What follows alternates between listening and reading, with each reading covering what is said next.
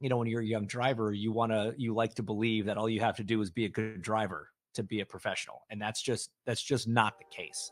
Hey guys, I'm Juliana, your automotive woman. Welcome to a new episode of Cars Without Sausage. This week I chat with James Hinchcliffe, an F1 TV and NBC IndyCar analyst, podcast host, entrepreneur, husband, proud dog owner, and still, after 30 years in the motorsport business, and I should add, still under 40, competes in sports car racing. James is one of the most successful drivers to make the transition from karts to race cars and now TV. And in this episode, he shares his insight on how he did it. Young drivers, pay attention, because James spills his secret formula on how to create longevity in motorsport. I hope you enjoyed this episode, and thanks for watching on YouTube or listening on Spotify and Apple Podcasts. So I want to do a rundown of everything you have going on because it's really, really impressive. So you're currently an F1 TV analyst. So impressive, so jealous. You're an NBC IndyCar analyst, so jealous, especially that Indy 500 was amazing. So good, so good. You're also a podcast host with Alexander Rossi, who is like a grumpy, happy guy. He's awesome, such a character, right? You guys actually complement each other really well. You're still an entrepreneur. You're now a husband. You're a dog owner. So cute. And still, after 30 years in the business, you're still a race car driver and you're still under 40 years old. So when you hear all of that, do you like take a step back and be like, holy shit, I've done a lot? It's you know what? It's interesting to hear it like that. You don't think about it all in one go like that, in your day to day. You're just sort of tackling whatever problems in front of you or, whatever project you're working on that day. But no, like I've been insanely lucky to have had the career that I had behind the wheel and like you said, still get to drive and kind of transition to the TV side of things, the broadcasting side of things as my more sort of main gig, my everyday gig. But it's fun. I like staying busy. You know what it's like. We're competitive people by nature. We like to always be pushing and like to always be finding the next challenge. And I'm so lucky. I got a lot of things going on at the moment. Yeah, well said. We are, part of that generation that needs to have a lot going on, or, you get so bored so quickly, but you're also so talented. And I want to hear about what's going on with the race car. You joined Pfaff this year. So how's it going with the Pfaff McLaren team? It's been great. I mean, when I stepped back from IndyCar at the end of 21, the goal was always to kind of get involved in IMSA, and I really wanted to do it with Pfaff specifically. Like I wanted to race, but I wanted to have that little extra connection to back home. I obviously moved away from Canada when I was like 22 to kind of chase this being a racing driver dream. And I've always had a huge obvious connection to back home and miss being back home more often. And so we started chatting kind of around the end of 21 about working together in 22. And I was really excited about it. And for very long story, I won't get into the reasons, but it didn't all come together. So we're like, well, okay, we'll take a year off. That'll be fine. I could use the rest anyway. We'll gear up for 23. Very similar thing happened in 23. We were pretty far down the road with getting a deal done. And then some politics got involved. Again, it's too long a story to get into here. But third time's a charm. And for 24, we were able to put together a deal to go race with the guys and girls from Pfaff for, the endurance rounds of IMSA for me, which 3 races in 24. There's going to be 5 races in 25 because they've made the 6-hour races mandatory to have an extra driver. So walk-ins and Indy will be added to the schedule. But it's great. It's great to get to work with the race team again. And I did miss driving. I won't lie. It was nice when we got to Daytona and got back behind the wheel, and I really enjoyed that and working with the team. So excited for the future with them. Yeah, was it hard to get back behind the wheel? Were you nervous, especially because now in sports car racing, you're up against your teammates and you can physically see your analytics. So was that nervous how you were going to be compared? Well, no, I love that. I always I was always one of those drivers that was really data driven and learned a lot from what I could see on data from teammates and things like that. And it's different when your teammates are in different cars and you're still kind of racing each other versus teammates in the same car and you're all trying to work towards the same thing. But I came into it being like, hey guys, look, I haven't raced anything in a couple of years. I haven't driven a sports car in probably 5 years. You guys are the experts. You're the pros. I'm here to learn. And I think just going into it with a very, open mind and kind of no ego to it really, really helped me. And, Oliver Jarvis and Marvin Kirchhofer are my two full-time teammates there. And Alex Rossi joined us for Daytona. So we had a great group, and they kind of, gave me everything I need and helped me get back up to speed. And now I can't wait for the next one. Yeah, that's good to hear you take the ego out of it, because as racers, we really don't take our ego out of It's so hard. anything. It's so hard. I mean, I haven't raced competitively in over 10 years, and still I see all these other people racing and I'm like, oh my God, I'm so much better than you. This is so hard, right? It's really hard to watch sometimes. But is it hard for you to now hang up your IndyCar helmet? Now you see Ed Carpenter still doing the Indy 500. You have Elio, you have Marco Andretti, you have Ryan Hunter-Reay. Like, is it hard for you to sit back and watch them still do it? I was very ready to stop racing IndyCar full time when I did. There were a lot of reasons for it. Some of them were personal, some of them were professional. But ultimately for me, racing's always been it's been an equation, right? You have to get out what you're putting in, and you have to enjoy it to a certain extent to be able to justify the time and the energy and the effort that you have to put in to be competitive and successful at that level. Mm-hmm. And for a bunch of different reasons, for me, that equation didn't add up anymore. The effort didn't equal the enjoyment at the end of the day. And so I always promised myself I wouldn't be the guy that hung on too long and just kind of kept doing it because you could or whatever. Like I only want to do it if I'm competitive, and I only Mm-hmm. want to do it if I'm enjoying it. And it just didn't work for me anymore. So it was a hard decision, certainly, because that was my dream, and I got to do it for 11 seasons, which is amazing.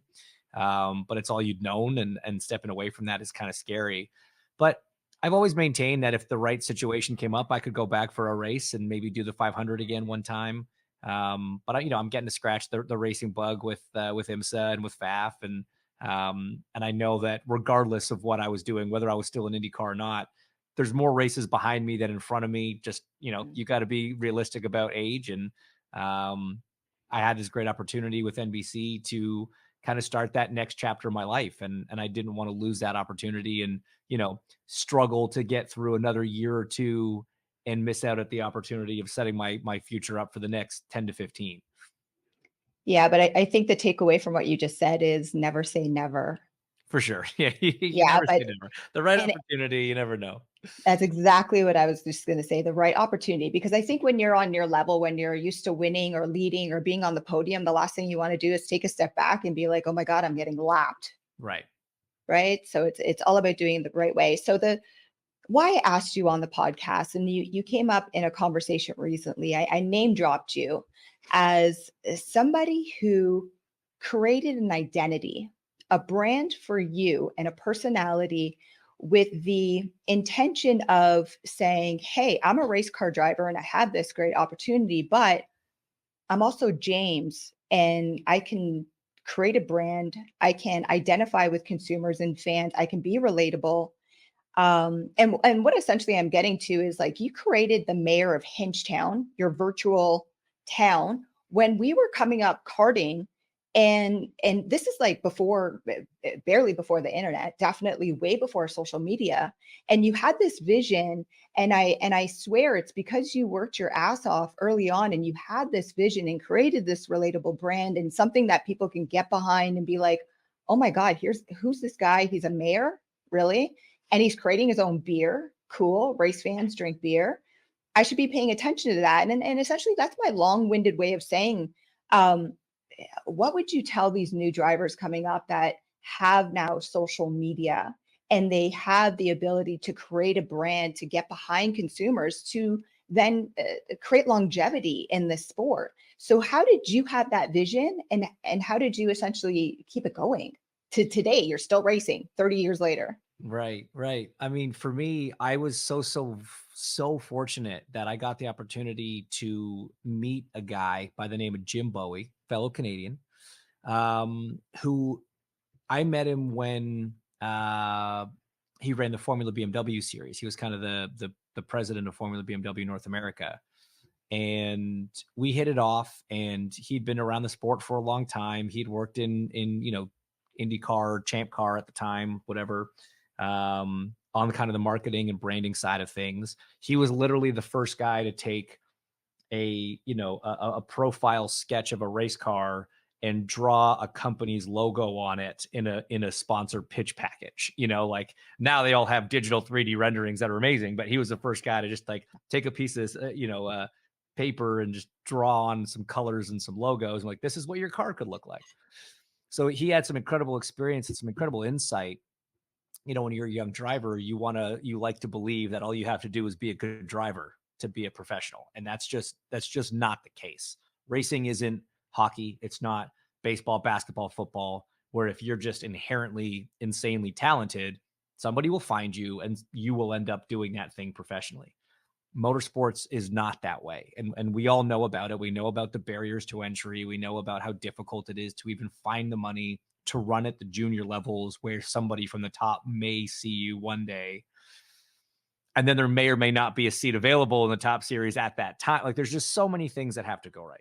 But what Jim taught me was there are a lot of good drivers. There's a lot of people that can drive a race car fast. So if it becomes a shootout between two people that are both fast in a sport that's completely fueled by sponsor dollars, the next thing they're going to look at is, well, who does the sponsor prefer? Because they've got to keep sponsors happy. And so he kind of was the one that really preached to me, you have to have an identity outside of the race car, because in the race car, you're a helmet, you're a number, you're a car color, you're not a human, you're not a person. People don't see that. If you win the race, maybe you get a 30-second interview and people see you pump out the same PR lines that every other driver gives at the end of every race. Like we're all so trained now on how to do that it's pretty boring. It's no personality. It's something people can relate to, like you said. So he really coached me on the importance of having that brand and being identifiable away from the track, or at least outside of the car. And so we sat around one day over a case of beer and dreamed up this mythical internet city, Hinchtown, and I'd be the self-proclaimed mayor. And we just sort of started running with it. And we didn't know what we were doing at first, and nobody really understood it at first. We didn't even understand it at first, but we stuck with it. And then fans kind of started catching on to it. And now I get introduced as the mayor of Hinchtown as often as I do by my actual name. So it stuck and it worked. I think advantage that I had was, as you say, this was kind of pre-social media. I started doing, again, on Jim's advice, I started doing things on YouTube and like vlogs, I guess they would be called now. That wasn't really a term back then, but this was, pre-Twitter, pre all that. And that got me some extra attention. So the double-edged sword of it is now today, young drivers coming up have so much opportunity to create content and create a name for themselves and a brand for themselves outside of it. Whereas we didn't really have that option. The downside is so does everybody else. And so there's a lot of noise. There's a lot of competition now, even on the off-track side of it. But still, not a lot of drivers put in the kind of effort that they could for really trying to carve out that brand for themselves, that persona for themselves. And I say persona, it doesn't have to be fake. In fact, it shouldn't be an act. Be you, because whoever you are, the funny guy, the Alex Rossi curmudgeon-y guy, the Pato Award sort of flamboyant guy, it doesn't matter. There's somebody like you out there. So it's not about trying to be what you think fans want you to be. It's just about being very authentically you and then connecting with that group of people. Yeah. So that's exactly what I was going to say. How important is authenticity when you're doing this? Like you can't just look at somebody else and be like, okay, copy paste. Right. On the side, I'm a full-time YouTuber. I review cars. There's so many other people reviewing cars. And it's like, how can I be different? Okay, I'm a woman, but I also had over 20 years behind a steering wheel. So I try to bring that to my reviews and try to use like you, I used to be into data, right? So I bring that into reviews to try to be different. So how important is that authenticity? I think it's crucial, because because we're in a world where you have access to so many people, you can find other people that are just like you or that like the things that you bring to it. And so lean into that, attract that group, because the reality is trying to do something else, trying to do anything that's not natural and authentic to you is so much more work, and it's so much more exhausting. And ultimately, people have gotten really good at seeing through BS these days, right? It's really easy to see when someone's not being genuine about something. It's a really hard thing to fake. So don't make more work for yourself. Don't make it harder. Just do what you have to do. Go through whatever you would want to go through, and there'll be a group of people that identify with that. Yeah, so you make it sound easy, and I know when again when we were coming up karting, it's like this web thing was new and there was no social media. So what did you do to actually evolve your brand and get the messaging out there? Was it just like and God rest his soul, Norris McDonald taking a keen interest in you and saying, "Hey, I'm going to do an interview on you for the newspaper," and having that opportunity and just continuously speaking about other projects that you're doing, because it's like how did that all that's what I want to understand is like how did you do it without all this social media and just using traditional media, newspapers, magazines? Right. Guys like Norris were a huge help, certainly, and Jeff Papone and Eric Mhm. Thomas. We have a lot of really dedicated. When I was coming up, these particular guys were really dedicated, motorsports advocates back home, and really helped the cause. And then I think because I was doing something that was a little bit different, right? When you look at how many people go out and race something on any given weekend, the journalists and the magazines and the websites and everybody that follow that, you're asking drivers the same questions every week. You're telling the same story. Driver XYZ won the race. Cool. If there's something else that just adds a little bit, even if it's a 2 sentence footnote that they can add into the description of you, that's different to what they're just writing week in and week out and what fans are reading week in and week out, it just slowly builds. It slowly helps people learn about you, learn something about you away from the track, then start to relate to that, whatever it is. And there's no magic bullet. There's nothing that makes it happen overnight. It took years and years of doing this sort of thing before it really caught on. Mhm. And it's like anything in this sport, right? You just can't give up on it. You just got to be persistent and stay diligent with what it is you've decided to do. Yeah, what are you doing different now to remain relevant? Like you're still racing, you're doing the analyst now, but for social media, that's what I mean. How are you using this now as your benefit and your tool to keep going, to keep staying in the media? I mean, I'll be totally honest with you. I am so lucky that I think I'm still riding some of the benefit from the last 10 years of doing it, because the way that social media especially has evolved. I mean, it's a full-time job now if you want to do it as well as some people are doing it, right? There are people who literally make their living online on social media and doing this type of content. Trying to find the balance between doing your actual job, but then covering it in a way and getting it out there in a way on social media that is engaging and entertaining and keeps people involved is very challenging. When I was racing full time, I could justify having somebody, I worked with that would help me out with all that sort of stuff. Now that I've stepped back, it's a lot harder. I'm busier than I've ever been. I'm traveling more than I ever have been. I have less time even when I was driving full time to do the stuff on my own, but I can't really justify having a person for that role anymore. So it is tough, but I think as I kind of transition to these new things, it's just sharing that story. I think people love that authenticity. I think showing them bad days is important as showing them good days.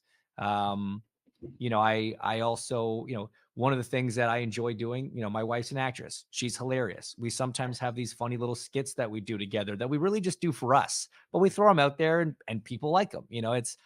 There's always something. I'm a dog owner, as you said. I love my dogs. I talk about my dogs more than I talk about racing half the time. And people are like, hey, I've got dogs too. This is cool. Let's chat about that.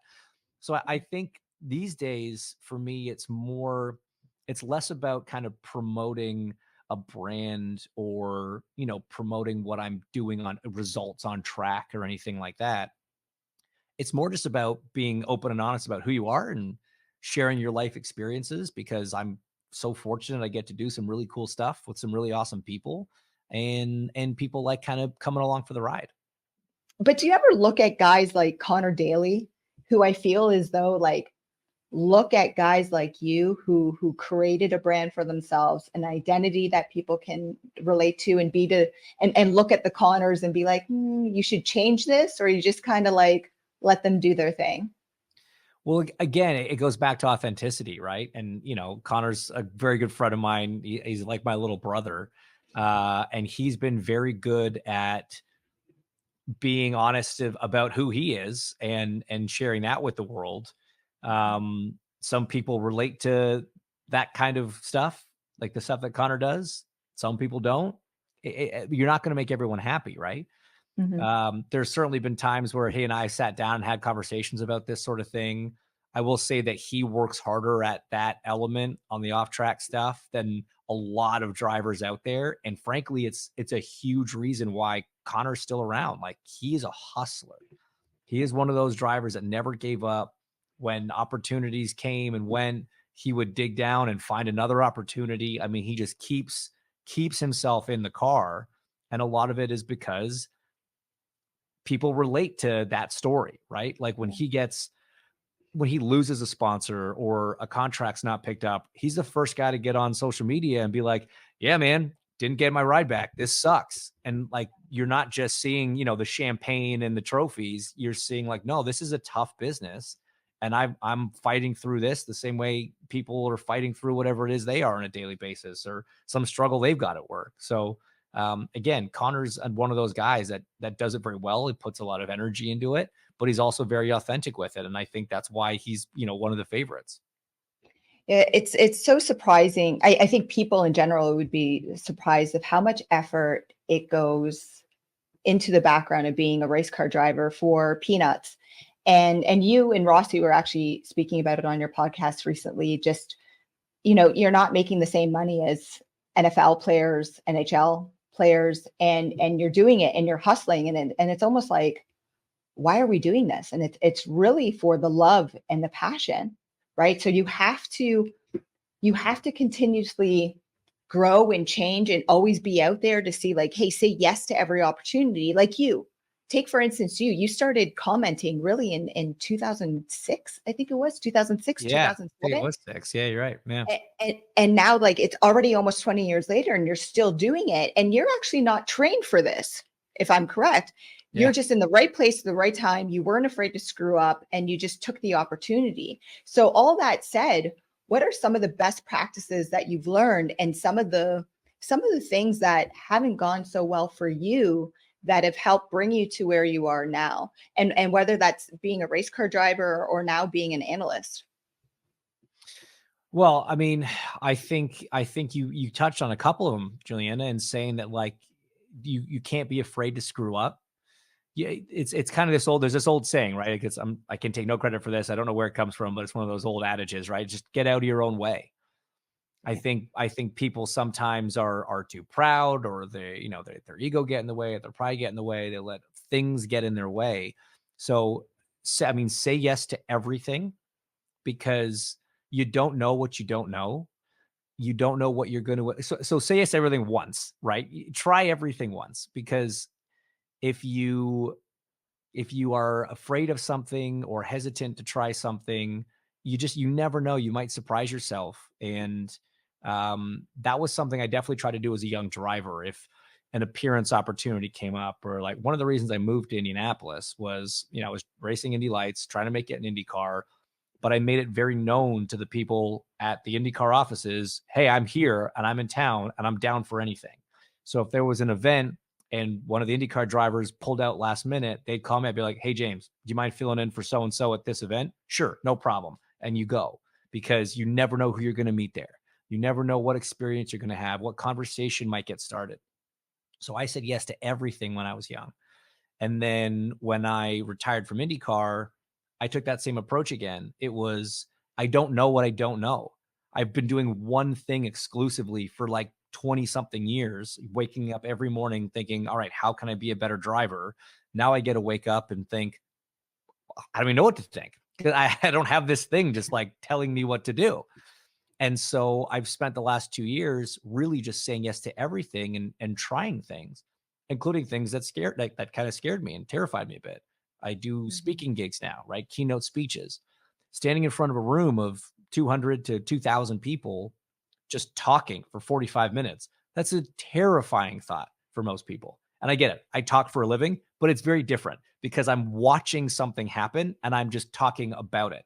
Trying to present a compelling story to a group of 1,000 people is a very different deal. And I sucked the first couple times, and it was so scary and it was terrifying, and I was so unhappy with my performances. But then I take that athlete mentality to being competitive and challenging myself to make it better. And now I love doing keynote speeches. So it's just, if I had the first time I booked one, I was like, I don't want to do this. Nobody should pay me to talk for 45 minutes. That's a terrible idea. Like, why would anybody do that? But I needed to try it, and I didn't do well, but I kept going back and kept taking my punches and getting that experience, and ultimately now it's something I enjoy. So it's, I think, yeah, it's just, it's getting out of your own way. It's not being afraid to try something once and expose yourself to all these different things, because you just never know when you might find something that clicks. So it's almost like being a racer when you're looking at your data, right? And then you're watching your playback and say, I need to Mhm, get better. This was mhm. sucky. But it's like, am I going to have that opportunity again? Right. But I also feel as though like we're harder on ourselves, For right? sure. When we watch ourselves. But I can relate because when I watch my old car reviews from 4 years ago, it's like Right. cringeworthy, right? But Right. now it's like, now I'm out of my box and I'm like, hey, I'm just Juliana, automotive woman, and this is what I'm going to talk about. And either you want to talk about cars with me or you kind of don't, Mhm. right? But how do you balance, again, when we were growing up, we didn't have this social media thing. So when people were, talking shit behind our backs, it was more in the paddock. Now you have people on social media that are Talking always shit to your commenting. face. Exactly, but they're still behind a computer screen too. Right. Right. Um, so how do you balance that, especially when let's take it from a perspective of Formula One? Like the fans are crazy. I make Yeah. one little comment on Instagram, commenting on a picture that wasn't even negative, which then someone took it as throwing shade, and it's like attack mode. And it's like, guys, like step back. Like if we have different opinions, like this is great. This is what starts a conversation. If we were all the same, we'd be like freaking boring, man. So how do you balance the negativity if somebody's watching you comment on, let's say, Formula One or IndyCar? How do you now balance that hate? It's an interesting one because you're right. I mean, the fans in general are passionate, and that's great. We want to see that, right? But Mhm. especially when you get to F1, it's such a bigger fan base, and you start bringing like nationalistic pride into it, so it becomes an even more passionate kind of topic. But I've just kind of for a long time had a don't read the comments kind of approach, um, or at least don't believe the comments. Like I'll go through my Twitter, I'll go through my Instagram, I'll read stuff, but I don't believe the good things and I don't believe the bad things. You have to treat them all kind of equally. You don't get to Mhm. cherry pick all the praise and then shut out any of the criticism. But you understand that you don't know these people. These people don't know you. Are you really affected by their opinion? There's a saying that we use in at NBC, which is, you have an audience of one. As long as your boss thinks you're doing a good job, that's all that really matters. And so I take a lot of pride in the team that I work with. Lee Diffie has been a huge, huge help for me. He took me under his wing, really tried to teach me the ropes of the TV business. Townsend Bell is, he's me 10 years forward. He's been a driver. He made that transition. He knows exactly what I was going through. He helped me out a ton. The whole production team are incredible. And as long as at the end of the day, we come back to the TV compound after a race, after a broadcast, and we all can all look at each other and be like, that was a damn good broadcast. Well done, everybody. I don't care what Twitter thinks, And so, we make the joke audience of one. I want the people that I work with to think that I'm doing a good job and believe in the work ethic that I bring and the value that I bring to the broadcast. And as long as that's true, the rest you just you laugh at and you let roll off your back. It's not really important. Yeah. Do you guys have a competitiveness in between you, Townsend, Lee, the Formula One team? Like NBC versus F1 stuff? Or no, just from within the analyst, right? Like, no. I hope they screw up like me. I can't even do a yoga class without hoping somebody falls over, so I'm the last person standing. Like, no, this is terrible. honestly, not at all. Not at all. It's quite the opposite, right? Like we help each other out a lot. We support each other a lot. When it's, with IndyCar, you've got obviously the three of us in the booth and then 2 or 3 people down in pit lane. We all spend all weekend walking around the paddock. And if I hear a bit of information that is more the kind of thing that a pit reporter would tell in one of their hits, and I know, Marcus Ericsson tells me something in a conversation that is maybe more on the personal side or something going on with the team that's not me analyzing his driving, which is really what my job is, right? My job in the booth is to talk about the driving, talk about the racing, the strategy, analyze what's happening. My job is not to tell everybody the backstory of a certain driver's, childhood and whatever.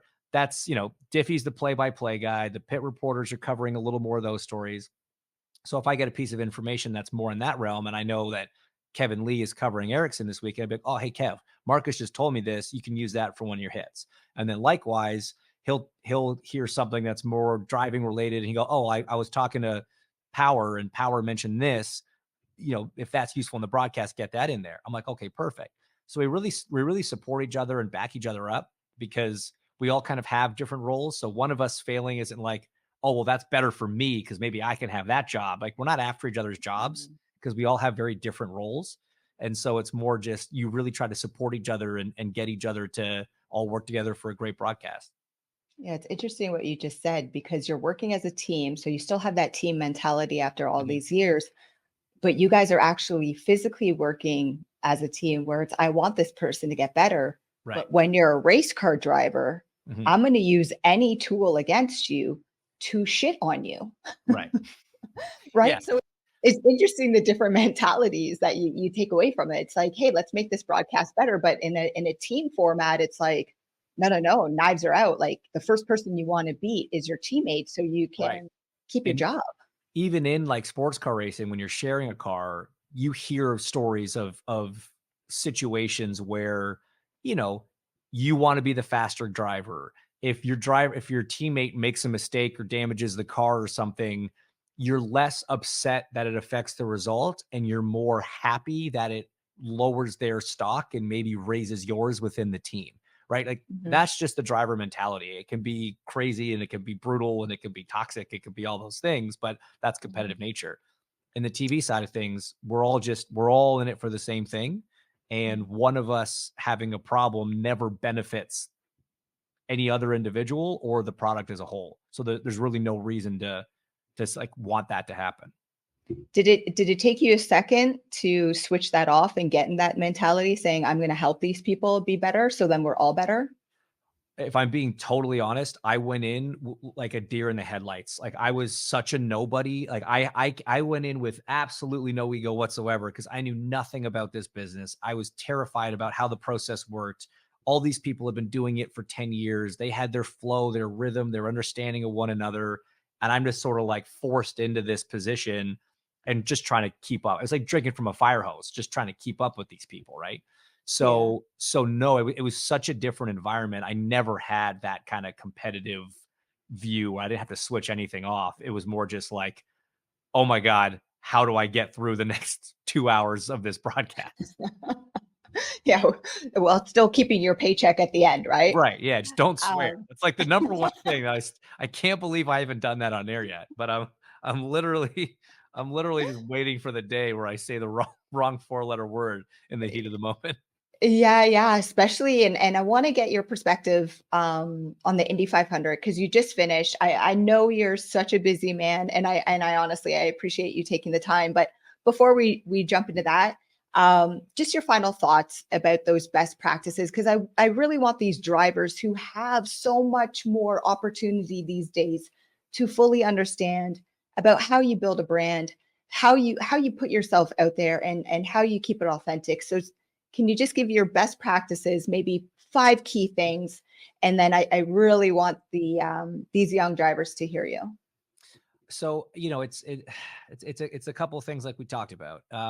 You have to embrace the mediums that exist now. And it's a lot of work, but I can tell you, having been in the position of being a young driver in the junior categories, I know how much free time you have. There is no excuse. Okay. There is no excuse. All you have to do is go to the gym and watch old race tapes. Like, there's nothing else. I had nothing but time when I look back on like my Indy Lights days compared to what it's like when you actually have a paying job as a driver. So no excuse there. Embrace all the different mediums because every one of them is important, and you never know when someone will tune in to one or the other. That's going to be the person that changes your life. I Mhm. had, there's probably 5 people I could pick at various parts of my career that had I not met them at the time that I met them or run into them or been connected with them, my life would look very different. It was so key to my career.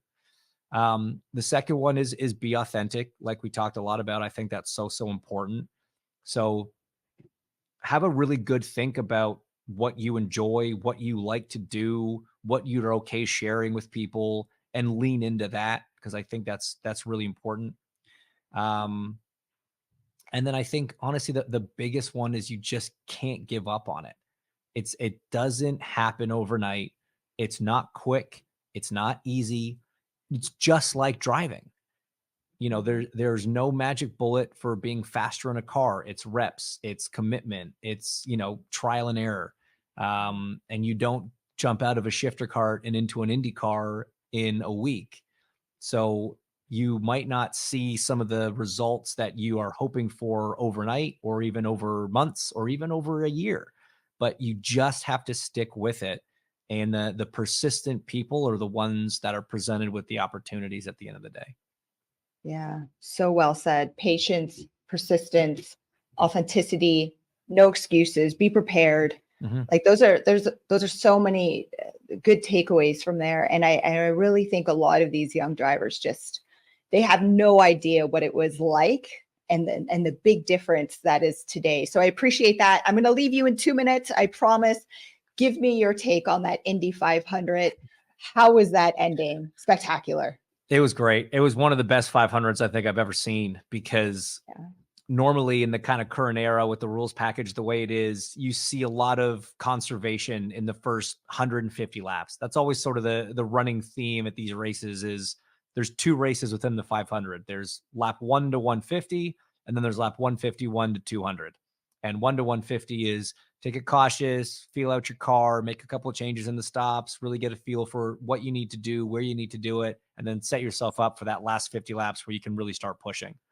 Mhm. These drivers, I don't know what they were doing during the rain delay, but they were like either just smashing double espressos or watching, Roadhouse or something because they came out swinging and it was highly entertaining. That first 100 laps riddled with cautions, lots of high risk, low percentage moves. Some worked, some didn't. But what I loved about it was after all that, we stayed so entertained for that first half of the race. We got to the second half and really the last quarter we weren't interrupted by 3 red flags like we were last year. Last year was a stop and start. It was very hard to get into a rhythm, get into a groove as a driver, as a broadcaster, as a fan. It doesn't matter. Ultimately, still a very exciting finish, but it was a different feel. This one, green flag final stint, green flag final stops, 5 different cars from 3 different teams going for it flat out. No worry about fuel, no BS, just good, hard racing at the end. And it was an absolute blast to watch. Yeah. Well said. The first half of the race, I was like, is this amateur hour It with was all the crazy. crashing? I'm gonna go for a walk. I'm like, they're always red flag cleaning up stuff. I'm like, what's going on? And actually I was watching with my producing partner and he's like, what are they doing in the background? Like, how do you guys keep the show going? Like you're just kind of like sitting there being like, hey, they just keep crashing. It's the same thing after the next. And it was like amateur hour. But seeing Joseph, is it Joseph or Yosef? It's Joseph. Yeah.